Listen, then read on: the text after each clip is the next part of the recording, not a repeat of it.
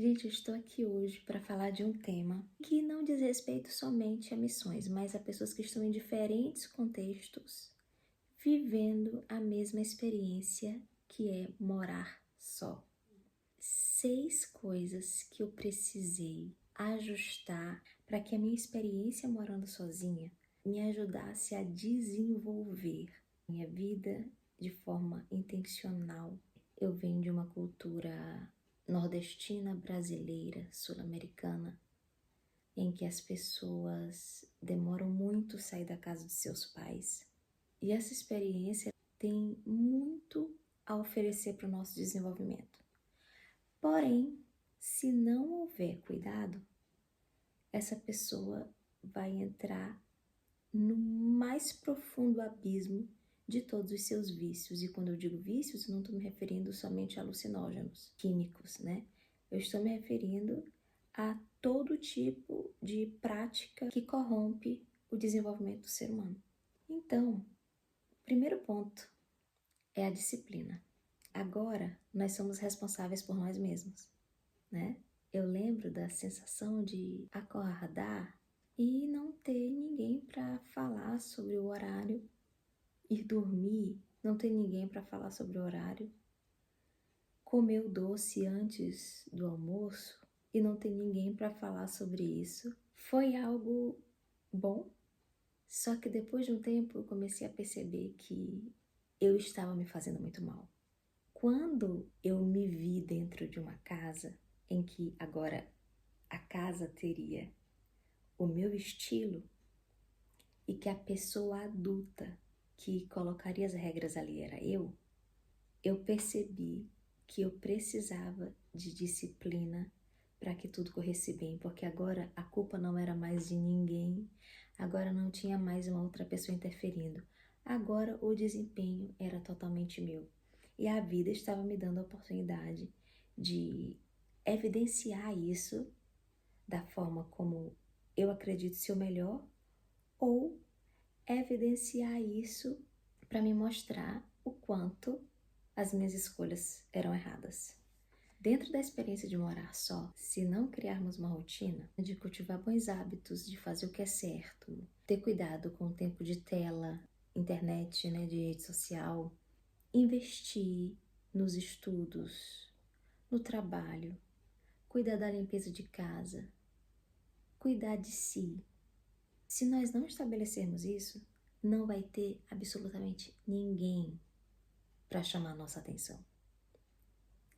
E com o passar do tempo, o peso de estar oferecendo a si mesmo uma vida de péssima qualidade, só porque falta disciplina, só porque falta ajuste de caráter, é uma das sensações mais insalubres que a gente pode ter de nós mesmos. Morando só, eu entendi a beleza do sacrifício para cultivo de virtudes. O quanto valia a pena fazer não somente o que eu queria, mas o que eu deveria, porque isso produziria virtudes, isso produziria um ambiente agradável e isso me daria vitalidade, consequentemente, felicidade em viver a minha vida.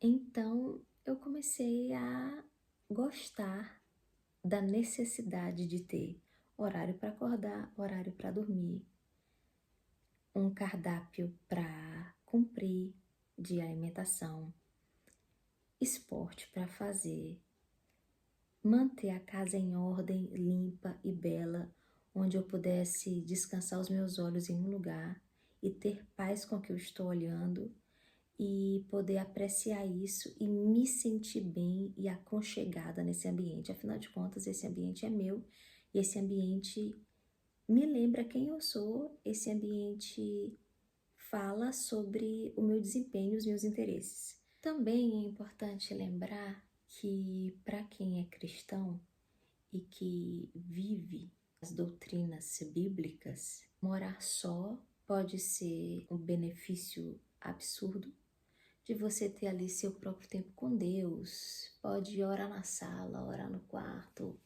tudo quanto é lugar, né? E ao mesmo tempo, você pode não fazer mais nada. Então, as disciplinas espirituais, elas foram muito importantes para mim, para me manter na linha. Eu lembro que quando eu ainda não tinha disciplinas espirituais, morar só me dava uma sensação profunda de vazio. Eu tinha muitos pensamentos ruins a respeito da vida, a respeito de muita coisa. Afinal de contas, era toda uma estrutura de coisas que eu estava fazendo de péssima qualidade, como comer pizza, não decorar minha casa, não me arrumar. E eu não sabia por que eu estava tendo uma percepção tão ruim da vida, da realidade.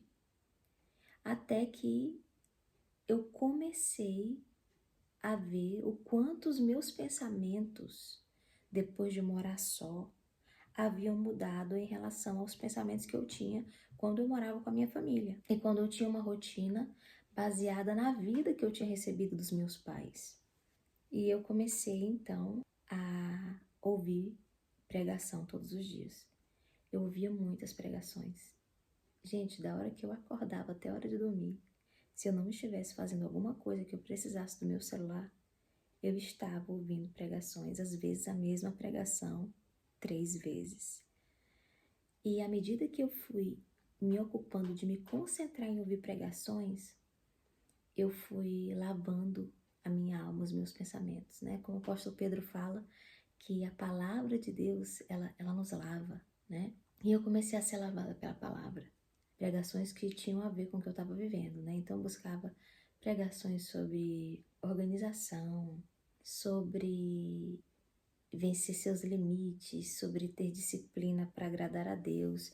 E todas essas coisas começaram a iluminar minha mente e a ser uma teologia sólida para o meu coração, para que eu, a partir de uma boa estrutura espiritual, começasse a expressar isso na vida que eu tinha agora. É importante também falar que logo que eu comecei a morar só, era ao mesmo tempo a minha experiência transcultural de recém-imigrante, né? Eu tinha vindo da América do Sul para a Europa, do Brasil para a Alemanha. Quem vê de fora não faz ideia, pensa que a gente vive em mundos similares. Mas só quem migra, e migra não para viver numa colônia brasileira na Alemanha, né, de relações só com brasileiros falando só português, não, mas imigra para buscar inclusão nessa cultura, sabe o quão dura é essa mudança. E nesse processo eu vi uma casa toda branca, né, as paredes do jeito que a imobiliária entrega, nenhum móvel. Eu tinha uma cama lá no quarto. Não tinha uma foto na parede, nada que me lembrasse assim, minha vida, meu lazer, minha história, memórias, nada. E comendo pizza, com medo de dormir à noite, ficava acordada, dormia de dia, pouco sol, era inverno, tudo muito confuso. É óbvio que eu entrei em um estado depressivo. Além de que aqui na Alemanha existe a depressão sazonal, né? Que é o período da transição do outono para o inverno, um período em que, infelizmente, muitas pessoas decidem, por destinos trágicos, entram em vícios sérios, porque a vida mais devagar, a falta de sol, o frio, as roupas pesadas, o dia cinza e seco, não tem flores, não tem folhas verdes, né? Faz com que as pessoas recebam isso de um modo pessimista. Então, é comum que as pessoas no período de outono e dezembro entrem em estados depressivos. Por isso é muito importante que a gente receba o inverno em um país como a Alemanha, que são invernos rigorosos, que a gente receba o inverno cheio de cor, dentro de casa, vitaminados, com esporte para fazer, comendo comidas cozidas, quentinhas. E eu tive uma experiência com Jesus no meu estado depressivo. E nessa experiência com Jesus, em que eu entendi que Jesus estava todo o tempo comigo ali, eu é que o estava ignorando, mas ele estava presente ali naquele apartamento comigo, que foi a frase que eu ouvi o Senhor me dizer: eu estou muito feliz de que agora sou eu e você nesse apartamento. Eu já contei essa história em alguns lugares, talvez eu volte para contar só essa história em algum momento. Naquele dia em que Jesus me trouxe essa revelação profunda, eu entendi no íntimo do meu ser o que ele quis dizer. Eu senti toda a confusão da minha mente ser quebrada naquele segundo. Um mundo colorido, brilhante, cheio de oportunidades, de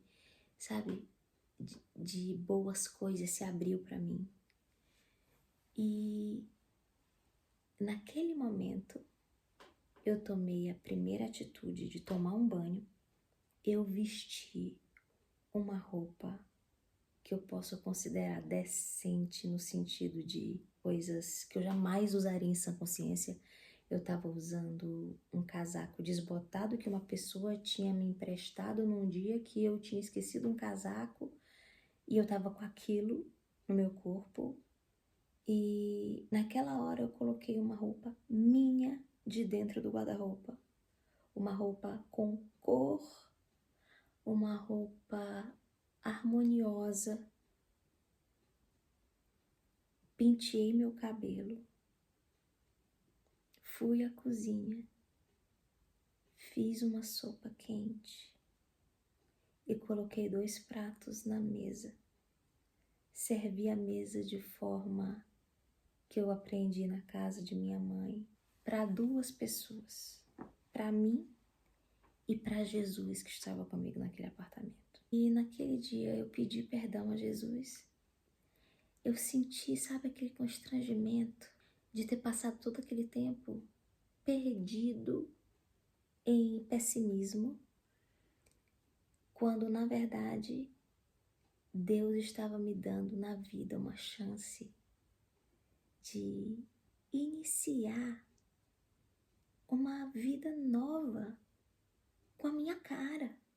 E eu pedi perdão a Ele naquele dia, recebi a minha vida, agradeci pela oportunidade que Ele estava me dando e comecei a desenvolver o que eu chamei ali de santa rotina.